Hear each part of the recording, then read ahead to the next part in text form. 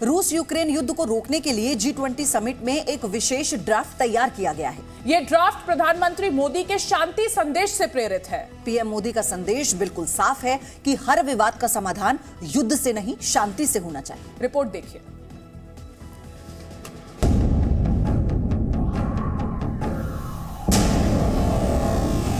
आज से ठीक 2 महीने पहले पीएम मोदी ने समरकंद में पुतिन के साथ बैठक में एक बड़ी बात कही थी। पीएम मोदी ने दुनिया को शांति का संदेश दिया था। एक्सेलेंसी, मैं जानता हूं कि आज का युग युद्ध का है नहीं, और हमने फोन पर भी कई बार आपसे इस विषय में बात की है। पीएम मोदी के संदेश को न सिर्फ पूरी दुनिया ने सराहा, बल्कि ये G20 सम्मेलन में तैयार हुए मैनिफेस्टो की हेडलाइन भी बन गया। रूस यूक्रेन युद्ध को रोकने के लिए G20 में एक ड्राफ्ट बनाने पर सहमति बनी है। अगर आपका क्रेडिट स्कोर कम है तो बैंक लोन छोड़िए, शादी के लिए लड़की भी नहीं मिलेगी। क्रेडिट स्कोर इम्प्रूव करना है तो फ्रीडम ऐप को अभी डाउनलोड करो।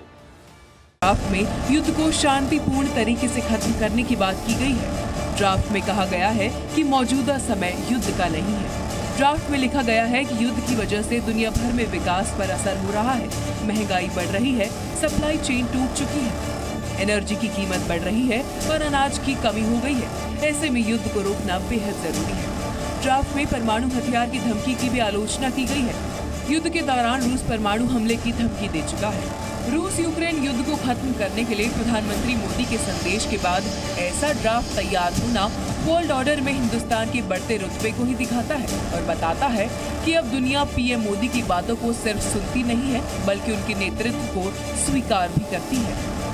युद्ध की शुरुआत से ही भारत इस बात पर जोर देता रहा है कि आपसी मतभेद हमेशा बातचीत से ही सुलझाए जाते हैं। यूएन का मंच हो या फिर G7 की बैठक या फिर आमने सामने की बातचीत, भारत ने हर बार वार्ता के रास्ते को चुनने पर ही जोर दिया।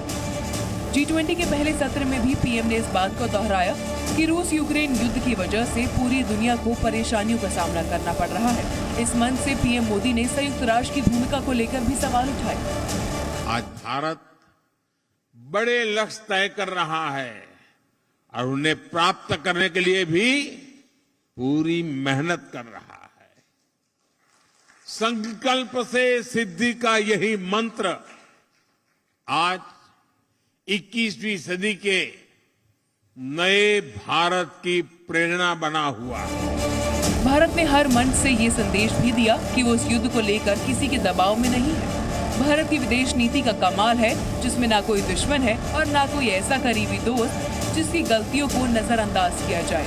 भारत की फॉरेन पॉलिसी पूरी तरह से स्वतंत्र है। वो ना तो किसी दोस्त पर हद से ज्यादा निर्भर है और ना ही किसी सुपर पावर के दबाव में आता है। G20 के मंच से जो ड्राफ्ट तैयार हुआ है उसमें इस बात का जिक्र साफ तौर पर है कि शांति का रास्ता निकलना चाहिए, और यही बात तो भारतीय प्रधानमंत्री ने रूस के राष्ट्रपति से भी कही थी कि ये दौर युद्ध का नहीं है, शांति का है। और G20 के मंथन में जो ड्राफ्ट निकल रहा है उसमें भी इसकी छाप नजर आ रही है। ब्रह्म प्रकाश दुबे, जी मीडिया, बाली, इंडोनेशिया। और अब आपको तस्वीर दिखाते हैं बाली के मैंग्रोव फॉरेस्ट की, जहां G20 नेताओं ने पौधारोपण किया है। ये जो कार्यक्रम है निर्धारित था, आज दूसरे दिन की शुरुआत पौधारोपण से होनी थी और प्रधानमंत्री मोदी अब से थोड़ी देर पहले यहाँ पहुंचे थे। वो सीधी तस्वीरें भी आपको हमने दिखाई थी और अब ये तस्वीर वहां से आ रही है पौधारोपण की। तमाम जो देशों के इसमें राष्ट्रीय अध्यक्ष हैं उन सब की मौजूदगी, प्रधानमंत्री मोदी को भी आप देखेंगे और यहाँ पर पौधारोपण का कार्यक्रम जो संपन्न हुआ। अमेरिकी राष्ट्रपति ने भी पौधारोपण किया। ये सीधी तस्वीरें इस वक्त आपको हम दिखा रहे हैं। मैनग्रोव फॉरेस्ट की तस्वीर है जहां पर तमाम G20 में शामिल राष्ट्रीय अध्यक्षों ने पौधारोपण किया।